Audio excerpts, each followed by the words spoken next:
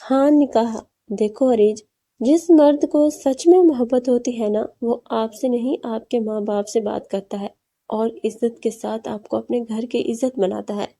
یہ چیٹنگ، ملنا ملانا، یہ سب دھوکہ ہے، بلکہ میرے نزدیک محبت کا دعویٰ وہ بھی کس غیر محرم کے منہ سے سنا، یہ تو سب سے ہی بڑا دھوکہ ہے۔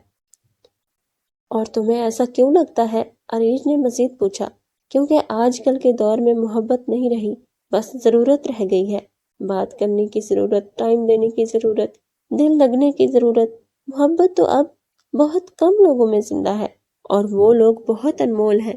عالیہ نے مسکراتے ہوئے بولا۔ عریج اس کی اس بات پر کچھ بول نہ سکی۔ وہ ٹھیک ہی تو کہہ رہی تھی، آج کل کی محبت نہیں، بس ضرورت ہے۔ اگلا آپ کو تب ہی یاد کرے گا جب اس کے پاس کچھ کرنے کو نہیں ہوگا۔ اسی مطلبی دنیا میں سچے رشتے کھو گئے ہیں کہیں۔ آخر کار وہ دن آ ہی گیا جب عبداللہ اور عریج کا نکاح تھا۔ 2 دن عریج نے یونیورسٹی میں سے کسی سے بھی بات نہیں کی، نہ ہی کسی کو اپنے نکاح کی دعوت دی۔ اس نے عارضہ سے بھی اپنے تعلقات بہت کم کر لیے تھے۔ وہ زیادہ وقت عالیہ کے ساتھ گزرنے لگی تھی۔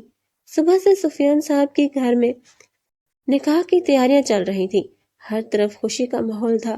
عبداللہ کی بڑی بہن ایک رات پہلے ہی پاکستان آ گئی تھی، اور عمران صاحب بھی صبح ہی لاہور آئے ہوئے تھے۔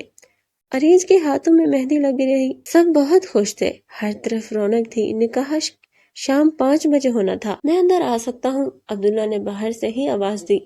جی نہیں، آپ اب اپنی دلہن کو نکاح کے جوڑے میں ہی دیکھیں گے، عالیہ نے شرارت سے کہا۔ میں دیکھ رہا ہوں تم بہت بولنے لگ گئی ہو، عبداللہ نے ہنستے ہوئے کہا۔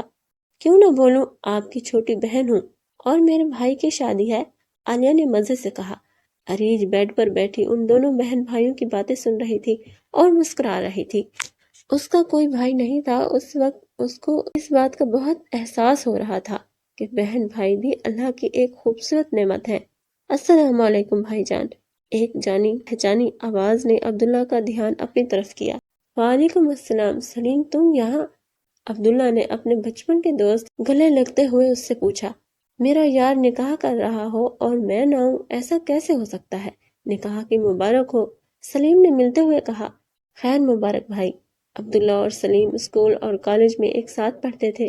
سلیم کالج کے بعد ڈاکٹر کی تعلیم حاصل کرنے لندن چلا گیا تھا، جبکہ عبداللہ BBA اور یہاں اپنا کاروبار چلا رہا تھا۔ لندن میں رہتے ہوئے بھی سلیم اپنی تہذیب نہیں بھولا تھا۔ چہرے پر سنت کے مطابق داڑھی تھی، اور وہی ہمیشہ والا وقار اور حیا اس کے چہرے اور آنکھوں میں تھا۔ 5 بج گئے تھے اور گھر مہمان سے بھرا ہوا تھا۔ عریج عبداللہ کے پسند کیے نکاح کے جوڑے میں تیار بیٹھی تھی۔ سفید رنگ کے فراق میں وہ پری لگ رہی تھی، اور بالوں کو اس نے چٹیا کر کے ایک سائڈ پر رکھا ہوا تھا، اور اس پر لال رنگ کا دوپٹہ سیٹ کیا ہوا تھا۔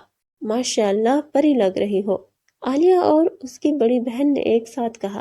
عبداللہ بھائی آج تو پکا دیوانے ہو جائیں گے، عالیہ نے مذاق میں کہا، جس کی بات پر عریج کے گالوں پر لالی آئی اور اس نے شرما کر منہ نیچے کر لیا۔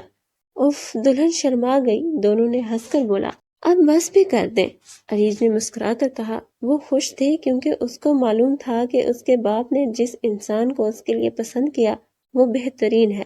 چلو لڑکیوں، عریج کو نیچے لے آؤ، مولوی صاحب آ گئے ہیں، فاطمہ بیگم نے آ کر کہا۔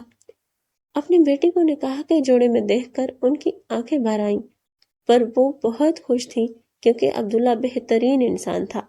مولوی صاحب آ گئے تھے۔ سفیان صاحب کے گھر کو دلہن کی طرح سجایا گیا تھا، ہر طرف رونق اور خوشی کا ساما تھا۔ عبداللہ سفید شلوار قمیض کے اوپر براؤن واسکٹ پہنے، اور اس کی نظریں مسلسل سامنے سیڑھیوں پر تھیں جہاں سے اس پری نے آنا تھا۔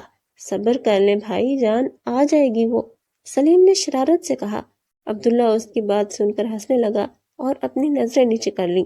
وہ کسی پری کی طرح نیچے اتر رہی تھی، جو کہ نظروں کے ساتھ چہرے پر ہلکی سی مسکراہٹ لیے عبداللہ اس حور کو دیکھ کر وہیں کھڑا ہو گیا۔ وہ شہزادی لگ رہی تھی، یا وہ تھی ہی شہزادی۔ اس کے دل کی دھڑکن تیز ہونے لگی۔ کچھ ہی پل میں عریج کو عبداللہ کے ساتھ والی سیٹ پر بٹھا دیا گیا۔ ماشاءاللہ بہت پیاری ہے جوڑی، وہاں موجود ہر شخص نے کہا۔ شروع کریں مولوی صاحب، عمران صاحب نے کہا۔ ایک منٹ میں آ گئی، دور سے آتی عالیہ نے کہا۔ اس کی آواز سن کر سلیم نے اس کو ایک پل میں پہچان لیا۔ وہ کوئی اور نہیں، وہی دکان والی لڑکی تھی، اس پنک ڈریس میں جس کے لیے وہ دکان میں اس کے ساتھ لڑ رہی تھی۔ عالیہ اپنا حجاب سیٹ کرتے ہوئے اسٹیج پر آئی۔ اس نے بھی سلیم کو نہیں دیکھا تھا، ورنہ اس کو دیکھ کر پہچان لیتی کہ یہ وہی ہے۔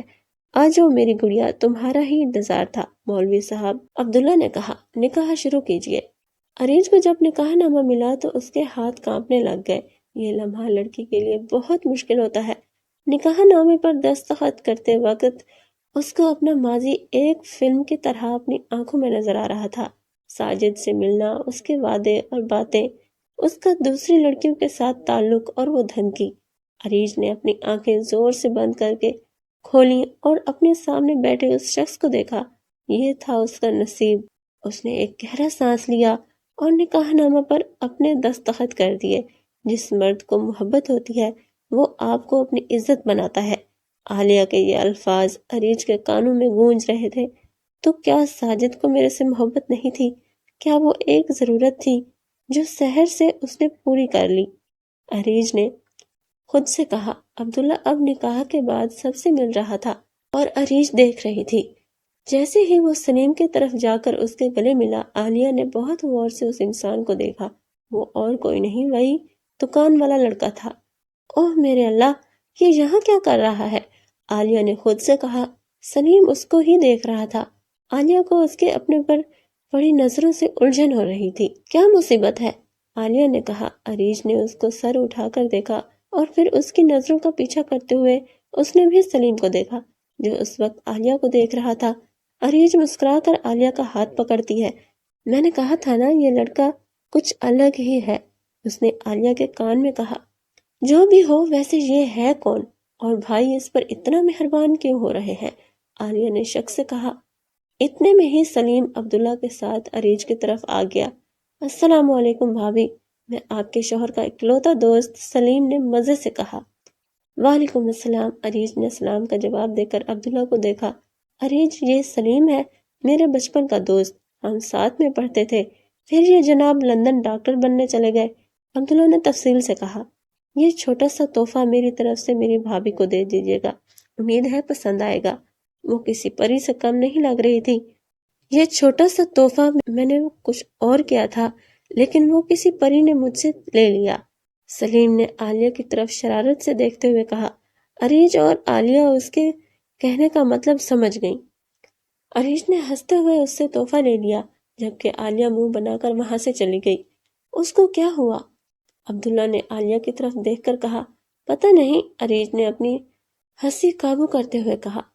عجیب بدتمیز بھائی نے بھی کیسا دوست بنا رکھا ہے، کیسے مجھے دیکھے جا رہا تھا۔ عالیہ غصے میں کچن میں آ کر خود سے بولنے لگ جاتی ہے۔ میرا دیکھنا برا لگا آپ کو؟ پیچھے کھڑے سلیم کی آواز پر وہ ڈر سی جاتی ہے۔ بنا کچھ بولے وہ وہیں اس کی طرف پیٹھ کیے کھڑی رہتی ہے۔ دیکھیں عالیہ، مجھے نہیں معلوم تھا آپ عبداللہ کی بہن ہیں، میں بس فوزیہ آپی کو دیکھا ہوا تھا، آپ سے میری ملاقات نہیں ہوئی، اور میں پھر 5 سے 6 سال بعد ہی تو آیا ہوں۔ وہ بنا روکے بولتا جا رہا تھا اور عریج وہیں بت بنی کھڑی اس کو سن رہی تھی۔ عالیہ، آپ مجھے غلط نہ سمجھنا، میں کوئی آوارہ لڑکا نہیں ہوں اور نہ میں آپ سے فلرٹنگ کر رہا ہوں۔ وہ ایک پل کے لیے رکتا، پھر کہتا ہے، میں نہیں جانتا آپ یقین کرو گی یا نہیں کرو گی، مجھے آپ کے حیا اور آپ کی آنکھوں سے محبت ہو گئی ہے، اور میں وعدہ کرتا ہوں میں آپ کے سامنے نہیں آؤں گا، اب بس کچھ دنوں تک اپنے گھر والوں کو یہاں لے کر آؤں گا، آگے آپ کی مرضی ہوگی، آپ مجھے قبول کرتی ہیں یا انکار کرتی ہیں۔ خدا حافظ، اتنا کہہ کر وہ وہاں سے باہر چلا جاتا ہے۔